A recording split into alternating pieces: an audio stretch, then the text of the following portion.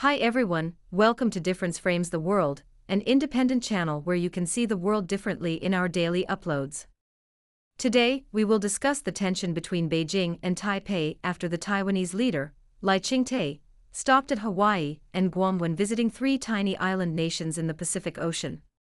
On December 9, 2024, a Taiwanese media outlet captured global attention by reporting alarming developments in the Taiwan Strait.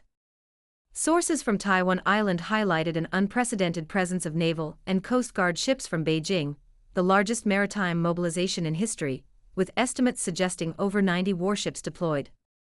Such a formidable array of Chinese naval ships has the potential to occupy the first island chain and extend into and possibly saturate strategic waters near Guam. The implications of Beijing's military maneuver have sparked widespread concern among public opinion on the island of Taiwan. Many citizens fear it could be an ominous prelude to escalating military exercises or offensives. Taiwan's DPP authorities swiftly mobilized personnel across critical hotspots on the island, signifying their heightened alertness amid rising tensions. Reports indicate that the United States, in response to the tension, is deploying its aircraft carrier forces into the sensitive region, a strategic move aimed at countering any potential attack stemming from these maritime activities.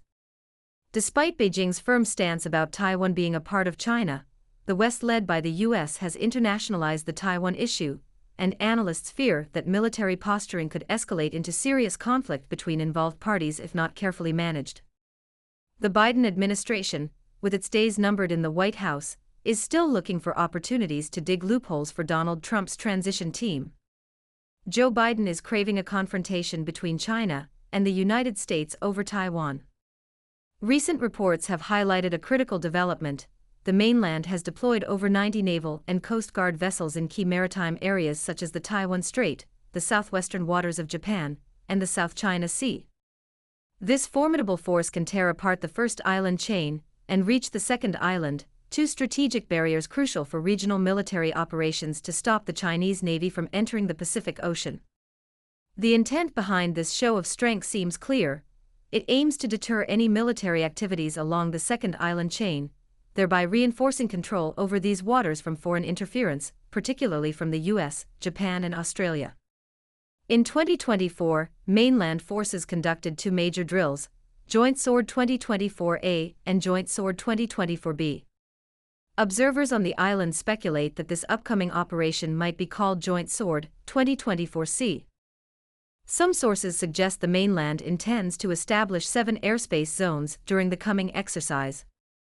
This strategic move will enhance surveillance capabilities over relevant airspace and maritime domains, demonstrating a strong commitment to monitoring movements within these key regions. Moreover, there has been a concerning development involving joint operations between Chinese and Russian forces. Recently, Chinese naval units approached the Sea of Japan for large-scale combined sea and air exercises with their Russian counterparts. A significant aspect of these maneuvers was deploying an H-6N strategic bomber, capable of carrying nuclear warheads, making its public debut during such exercises for the first time.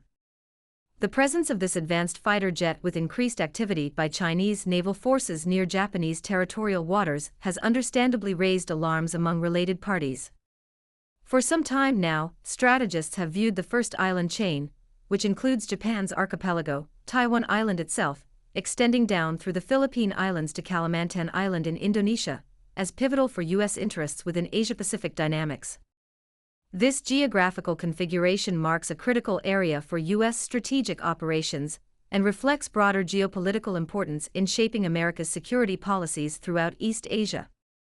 Given these developments' potential impact on power balances within this strategically vital region, regional stakeholders, particularly the U.S. and Taiwan authorities, are deeply concerned about Beijing's ongoing maneuvers that could significantly alter existing dynamics.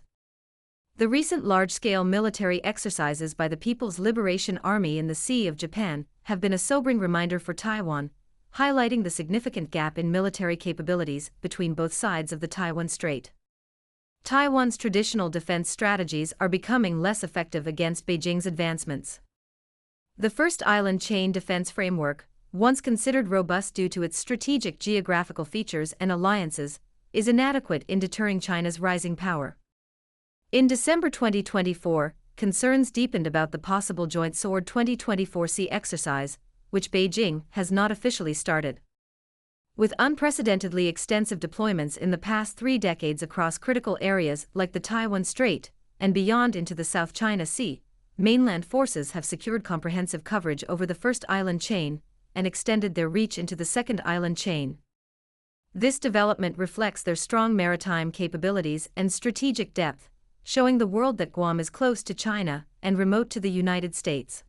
In response to these developments, some individuals in Taiwan felt an urgent need to mobilize personnel for combat readiness drills. Ships from Zwaying Port were deployed en masse, units at Taichung Garrison began using camouflage nets, and vital facilities across Taiwan entered an emergency mobilization state. Even armored vehicles were seen at Taoyuan Airport, signaling the rising tensions. Taiwan's government described these actions as necessary measures to test its area denial capabilities under extreme circumstances, where island facilities might be threatened or occupied by adversarial forces. They argue that such exercises are crucial for enhancing response capabilities on the island against any unforeseen challenges or provocations. Since the Nationalist Party left the mainland for Taiwan in 1949, 75 years have passed. For various reasons, China's mainland and Taiwan have not been reunited. After recovering Hong Kong and Macau in 1997 and 1999, respectively, Beijing has been preparing to reunite with the Taiwan island. Many analysts are pointing to 2027 as they believe China will take action during Xi Jinping's third term, even though most people believe Xi Jinping may continue his rule over China after 2028. It is worth mentioning that there are compelling reasons to question the recent rhetorics of Taiwan's authorities, as reports suggest they are seeking external assistance, which has raised concerns and invited scrutiny. Claims about a U.S. aircraft carrier battle group heading toward the Miyako Strait, an area recently active with Chinese naval exercises, have been highlighted by Taiwanese media. However, many in Taiwan remain skeptical of these narratives, suspecting them to be tactical maneuvers by authorities to sway public opinion in their favor. However, the mainland has not confirmed any military exercises or provided official information on such activities about the long-anticipated Joint Sword 2024 sea military drill. Still, the DPP authorities deployed armored vehicles in urban areas, stirring up tension and anxiety on the island. At this sensitive moment, the U.S. has shipped 38 tanks to Taiwan, the first time in decades to upgrade the island's battle tanks. Some argue that Taiwan's acquisition of 38 Abrams tanks from the U.S. is a crucial step forward in strengthening its defense capabilities. The Taiwan authorities regard them as the strongest tank on the surface of the Earth, and the upgrade is vital to the island because Taiwan's current CM-11 and M60A3 tanks have been in service for about 40 years. It is noteworthy that China announced recently that it was going to test fire missiles in the Yellow Sea from December 18 to 21, 2024. We wonder whether it is a response to the U.S. tank shipment to Taiwan. Although the DPP government hopes to get more support from the U.S., it cannot stop the reunification of China as a whole country. Even the U.S. military is not confident it can face the Chinese army in the West Pacific. In late July 2024, the U.S. Congress reviewed a 114-page report on U.S. national defense and was worried about the critical vulnerability within the Pentagon's current operational capabilities. The report says that in the event of a prolonged conflict with China, the U.S. military could potentially exhaust its stockpiles of munitions in as little as 3 to 4 weeks. If Beijing wants to take over the island by force, no Western country can stop it, including the United States.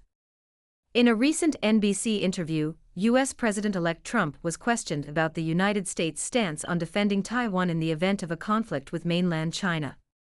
His repeated response, "I won't say," suggests a strategic approach to handling this delicate issue through negotiations with China. This tactic is not unique to Trump.